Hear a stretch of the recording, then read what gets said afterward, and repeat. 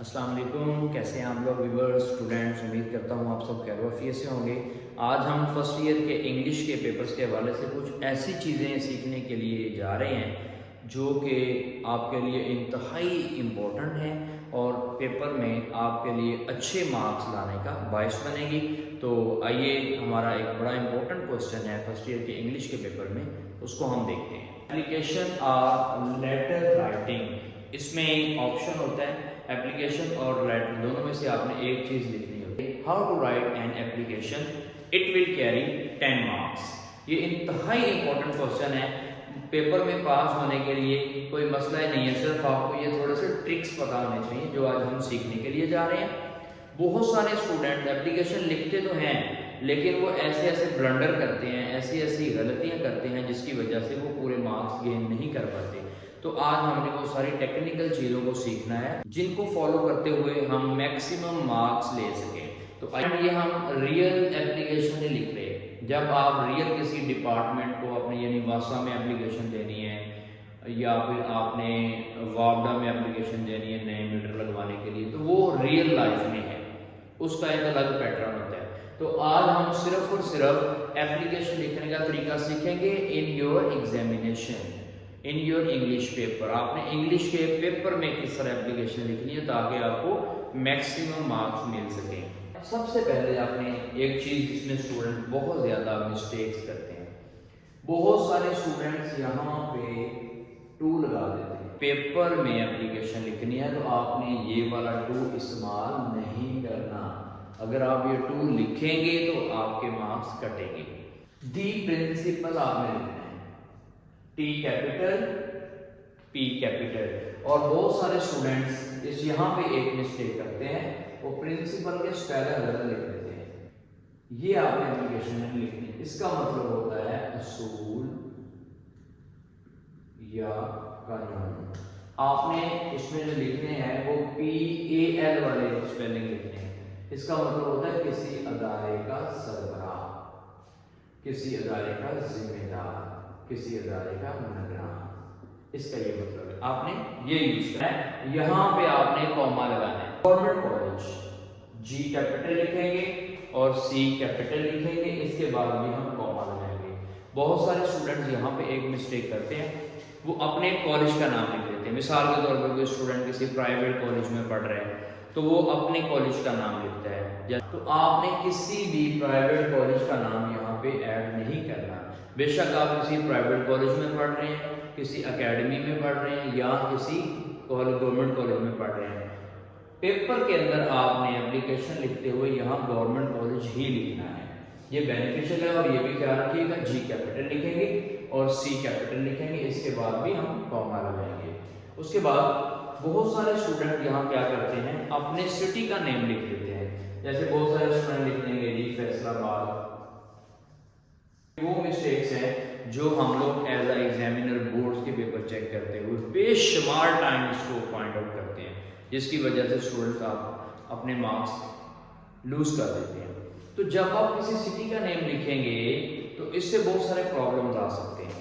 ठीक है, आप एक आइडेंटिफाई हो जाएंगे कि ये इस शहर के पेपर हैं।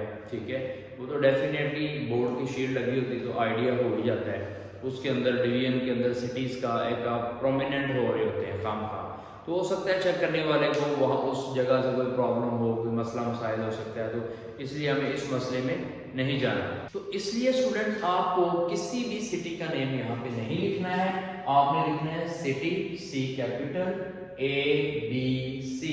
इस चीज का ख्याल रखेंगे। A कैपिटल लिखेंगे, उसके बाद फुल स्टॉप, B कैपिटल लिखेंगे, उसके बाद फुल स्टॉप, C कैपिटल लिखेंगे, उसके बाद भी फुल स्टॉप का यूज करेंगे।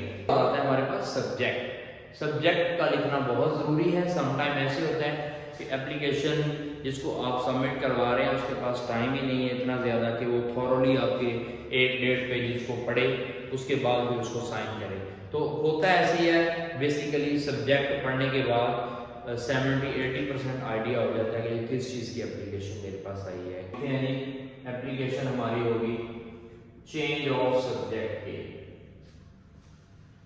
बस हम यहाँ पे ये लिखेंगे, ये नहीं लिखेंगे application for change of subject to principal, ये गलत हो जाएगा आपका, क्योंकि ये सारे डिस्क्रिप्शन टाइटल में क्वेश्चन जब उसने पूछना है तो उसमें लिखी होगी ये, तो आपको लिखने की यहाँ पे जरूरत नहीं है। आपने यहाँ पे जस्ट 3 to 4 वर्ड्स इसका टाइटल टाइप बना के लिखना है कि इसमें हम क्या पूछ रहे हैं। डियर सर, इसके बाद भी हम कॉमा लगाएंगे। डियर सर लिखने के बाद आप यहाँ पे डियर मैडम भी लिख सकते हैं। एप्लीकेशन की बॉडी स्टार्ट हो जाएगी। लेंथ जो है वो 1 पेज की लेंथ इनफ है। अगर आप इसको ज्यादा प्रोलॉन्ग करना चाहते हैं तो 1.5 पेज पे आप जा सकते हैं, अदरवाइज 1 पेज की इनफ है। आपको मार्क्स इंशाल्लाह अच्छे इसके मिल जाएंगे। ये चीजें मार्क्स कटने की वजह बनते हैं आपके, ये चीजें जब आपने इसकी पंक्चुएशन का ख्याल नहीं रखना। सी कैपिटल लिखेंगे सिटी का भी, अगर आपने ये लेटर कैपिटल नहीं लिखे, यहाँ पे फुल स्टॉप नहीं लगाए, यहाँ पे कॉमा प्रॉपर नहीं लगाया, तो ये चीजें आपके नंबर को कम करने की वजह बन सकती हैं। यहाँ पे कुछ स्टूडेंट्स गलतियां करते हैं। मोस्टली मिस्टेक ये की जाती है, बहुत सारे बच्चे योर्स का एक तो वाई लोअर लिख देते हैं, दूसरा स्टूडेंट यहाँ पे अपॉस्ट्रोफी यूज करते हैं। तो बच्चों ये अपॉस्ट्रोफी का यूज यहाँ पे नहीं होगा, ये तरीका गलत है। अगर आप इस तरह से योर्स लिखेंगे तो आपके नंबर कटेंगे। यहाँ पे अपॉस्ट्रोफी भी नहीं लगाएंगे और ये वाई को हम स्मॉल भी नहीं लिखेंगे। ये देखें, वाई को हमने लिखना है कैपिटल और यहाँ पे अपॉस्ट्रोफी के बगैर एस लगाना है, और उसके बाद ओबीडिएंटली या यहाँ पे अगर सिंसियरली लिखना है तो उसका एस छोटा लिखेंगे, ओबीडिएंटली का ओ छोटा लिखेंगे, ट्रूली का टी छोटा लिखेंगे। इसके लास्ट पे कॉमा लगाएंगे, एक्स कैपिटल फुल स्टॉप लगाएंगे, वाई कैपिटल फुल स्टॉप लगाएंगे, जी कैपिटल फुल स्टॉप लगाएंगे। इस तरह हम इसको वाइंड अप करेंगे। इन चीजों का ख्याल रखना है। इन्वर्टेड कॉमास यहाँ पे आए, चीजों का ख्याल रखना है। यहाँ पे आपने कॉमा नहीं लगाना, वाई को स्मॉल नहीं लिखना, कैपिटल लिखना है। लिखने के 2 तरीके हैं। आप डेट यहाँ भी लिख सकते हैं सिटी के बाद। अगर आप यहाँ नहीं लिखे तो आप इसको एंड पे भी लिख सकते हैं। डेट 2 तरीके से हम लिख सकते हैं। मिसाल के तौर पे 20 अक्टूबर 2024। पहले आपने डेट लिखनी है, उसके बाद मंथ नेम लिखना है। डेट और मंथ नेम के दरमियान कोई भी आपने मार्क्स ऐड नहीं करना। उसके बाद हम यहाँ पे कॉमा लगाएंगे मंथ के बाद, उसके बाद ईयर लगाएंगे, ईयर के बाद हम फुल स्टॉप लगा देंगे। अक्टूबर 2014 फुल स्टॉप। ये दोनों ही तरीके ठीक है, ऑथेंटिक है, वैलिड है। इसमें ज्यादा बेस्ट ये है क्योंकि यहाँ पे देखें ईयर और डेट दोनों इकट्ठे हो रहे हैं, समटाइम प्रॉब्लम का वैस भी बन सकते हैं समझने वाले के लिए। तो इसलिए ये बेहतर है आप पहले डेट लिखें, उसके बाद मंथ का नेम। एक चीज का ख्याल रखेंगे, जिस मंथ का नेम भी आप लिख रहे हैं उस मंथ का नेम आप कैपिटल लेटर से लिखेंगे, किसी भी मंथ का नेम है तो इस चीज का ख्याल रखना है। यहाँ ओ कैपिटल लिखेंगे, अगर फरवरी है तो एफ कैपिटल लिखेंगे, अगर जनवरी है तो जे कैपिटल लिखेंगे। डेट और मंथ के दरमियान कोई भी साइन नहीं आएगा। फिर हम मंथ के बाद यहाँ पे कॉमा लगाएंगे, उसके बाद ईयर लगाने के बाद फुल स्टॉप लगा देंगे। ये तरीका है डेट लिखने का। आपने डेट यहाँ पे लिखनी है, यहाँ पे आप लिख सकते हैं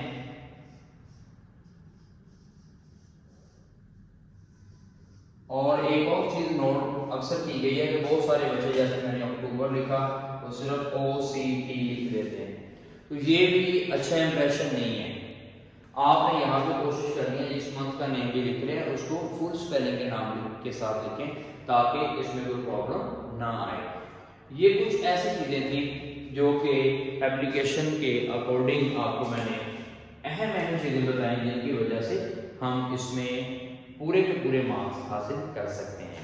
साथ साथ मैं आपको फर्स्ट ईयर के सिलेबस में कुछ ऐसी एप्लीकेशन इसके बाद अभी लिखवाता हूँ जो कि ऑलमोस्ट 10 एप्लीकेशन मोस्ट इंपॉर्टेंट है जो बार बार बोर्ड के पेपर में रिपीट होती हैं।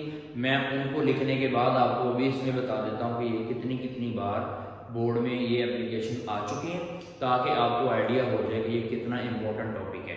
तो आप वो उन एप्लीकेशन को अच्छे तरीके से तैयार कर लीजिएगा। इंशाअल्लाह ताला उम्मीद है आप पूरे के पूरे 10 मार्क्स इसके हासिल कर सकते हैं।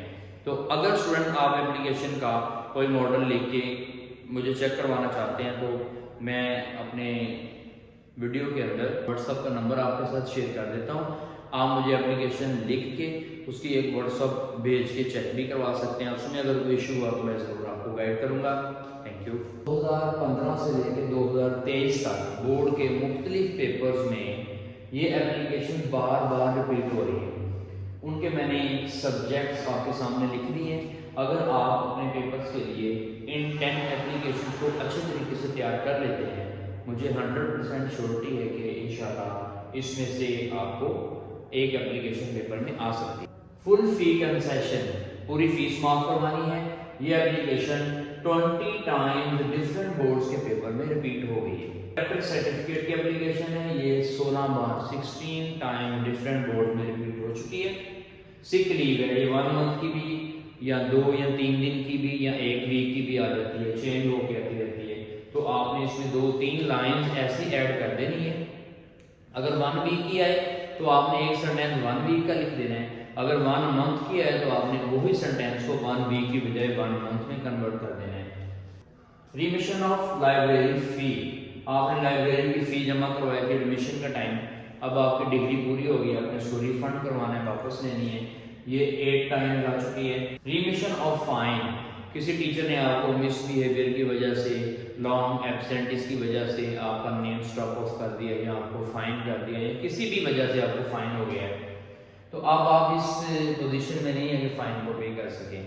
तो फाइन माफ करवाने के लिए आपने एप्लीकेशन लिखनी है। तो ये 7 टाइम्स आ चुकी है। एडमिशन इन कॉलेज, एब्सेंटिस की वजह से आपका रोल नंबर जो है वो स्टॉप ऑफ कर दिया गया रजिस्टर से, तो आपने अब उसको री एडमिशन करवाना है। ये 14 टाइम्स आ चुकी हैं।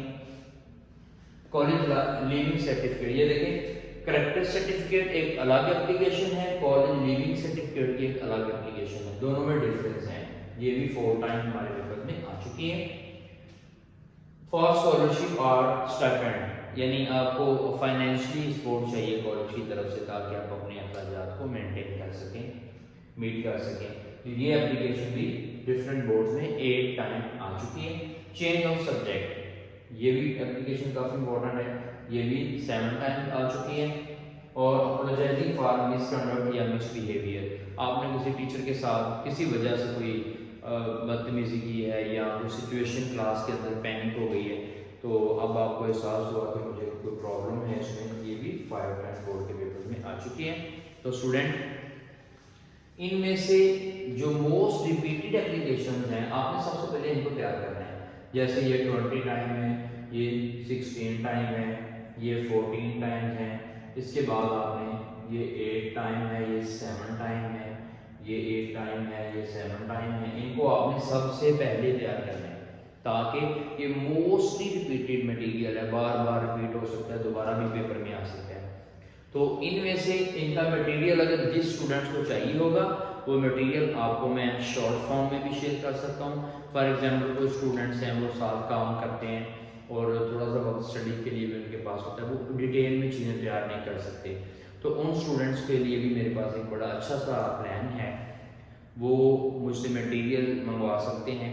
मैं अपना व्हाट्सएप का नंबर आपको स्क्रीन पे शो कर देता हूँ, आप उस पर टेक्स्ट मैसेज करके तो मुझसे मटेरियल मंगवा लें, उसको प्रिंट करवा के तैयार करें। तो इंशाल्लाह ताला उम्मीद है इनमें से आपको बोर्ड में कोई ना कोई एप्लीकेशन ज़रूर आ जाएगी, तो आपके 10 मार्क्स सिक्योर हो जाएंगे। अगर आप मेरे चैनल पे नए हैं तो मेरे चैनल को सब्सक्राइब कीजिएगा, अपने तमाम स्टूडेंट्स के साथ, फेलोज़ के साथ इसको ज़रूर शेयर कीजिएगा, बहुत सारी नई दुआओं के साथ। अल्लाह हाफिज़, अस्सलाम।